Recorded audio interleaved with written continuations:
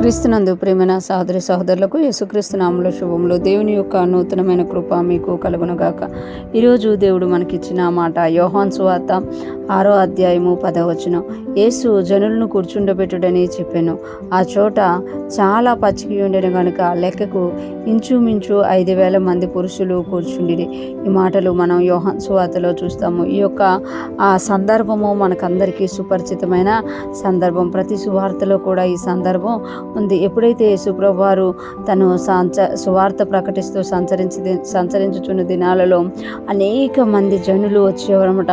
ఒకసారి 3 దినాలు సువార్త ప్రకటిస్తూనే ఉండగా ఆ ప్రజలు వింటూనే ఉన్నారట. వాళ్ళు వెళ్ళిపోవలసి వచ్చినప్పుడు ఆ ప్రాంతం అడవి ప్రాంతం కనుక ఆకలితో వాళ్ళు మూర్చిల్లిపోతారేమో అని యేసయ్య ఏమడుగుతారు అని అంటే, వీళ్ళకి మీరు భోజనం పెట్టండి అంటే, ఇంతమందికి భోజనం పెట్టడం మన వల్ల కాదు, వీరందరికీ పెట్టాలంటే ఇంత ఖర్చు అవుతుంది అంత ఖర్చు అవుతుంది అని శిష్యులు లెక్క కట్టినట్టుగా మనము సువార్తల్లో చూడగలం. అలాంటప్పుడు యేసయ్య అంటున్నారు కదా, మీ దగ్గర ఏముంది అన్నప్పుడు సీమోను పేతురు యొక్క అన్న ఆంద్రయ 5 రొట్టెలు 2 చిన్న చేపలు ఒక అబ్బాయి దగ్గర ఉన్నాయని తీసుకొని ఇచ్చినట్టుగా చూడగలం. అవి ఉన్నాయి కానీ అవి ఏమాత్రం అని అడిగినట్టు కూడా మనం చూడగలం. అప్పుడు యేసు ఏం చెప్తున్నారంటే, యేసు జనులను కూర్చుండిబెట్టుడని చెప్పాను. అంటే యేసయ్య ఏం చెప్తున్నారు అని అంటే, మీ దగ్గర ఏముందో అది తీసుకొని రండి, నేను చెప్పేదేదో అది మీరు చెయ్యండి అని ఇక్కడ తెలియజేస్తున్నారు అనమాట. జనులను కూర్చుండిబెట్టడని చెప్పాను. ఆ చోట చాలా పచ్చిక ఉండెను కనుక లెక్కకు ఇంచుమించు 5,000 మంది పురుషులు కూర్చుండిరి. ఆ చోట చాలా పచ్చిక ఉండెను. అంటే పచ్చిక ఉన్న చోటలో నా యేసయ్య దేవుని మాటలు చెప్పడమే కాక వాళ్ళకి భోజనాన్ని సిద్ధపరుస్తున్నట్టుగా మనం ఇక్కడ చూడగలం. లెక్కకు ఇంచుమించు 5,000 మంది పురుషులు కూర్చుండిరి.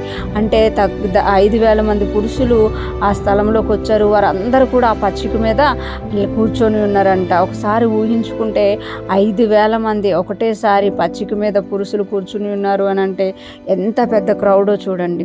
అంతమందికి కూడా ఆ 5 రొట్టెలు 2 చిన్న చేపలు పంచిపెట్టినట్టుగా మనము చూడగలం. వేరే సువార్తల్లో చూస్తే అక్కడ స్త్రీలు చిన్నపిల్లలు కాక పురుషులు 5,000 మంది అని ఉంటుంది.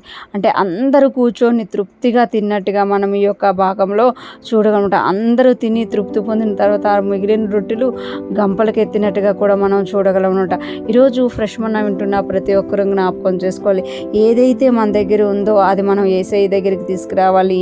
యేసయ్య ఏదైతే మనకు చెప్తున్నారో దాన్ని మనం అలాగే చేసినప్పుడు అభివృద్ధి అనేది మనకి కలుగుతుంది అని ఒక భాగంలో దేవుడు మనకి తెలియజేస్తున్నారు. మనము జనాల్ని చూసి లెక్కలేసుకోవడం కాకుండా, మన పరిస్థితులను చూసి లెక్కలేసుకోవడం కాకుండా, మనకున్న దానిని యేసయ్య దగ్గరికి తీసుకొచ్చే వారంగా, యేసయ్య చెప్పినట్టుగా చేసే వారంగా ఉన్నప్పుడు మన కాడ ఉన్న కొంచెమైన మిగిలేదిగా ఉంటుంది. అది అనేక గంపలకు ఎత్తబడేదిగా ఉంటుంది. అనేక మందికి ఆశీర్వాదకరంగా ఉంటుంది. ఈరోజు మన దగ్గర ఆత్మీయంగా ఏమున్నా, శారీరకంగా ఏమున్నా వాటిని మనం యేసయ్య దగ్గరికి తీసుకెళ్దుముగాక. యేసయ్య చెప్పినట్టు చేసి అభివృద్ధి పొంది అనేక మందికి ఆశీర్వాదకరంగా మారుదుముగాక. ఆమేన్.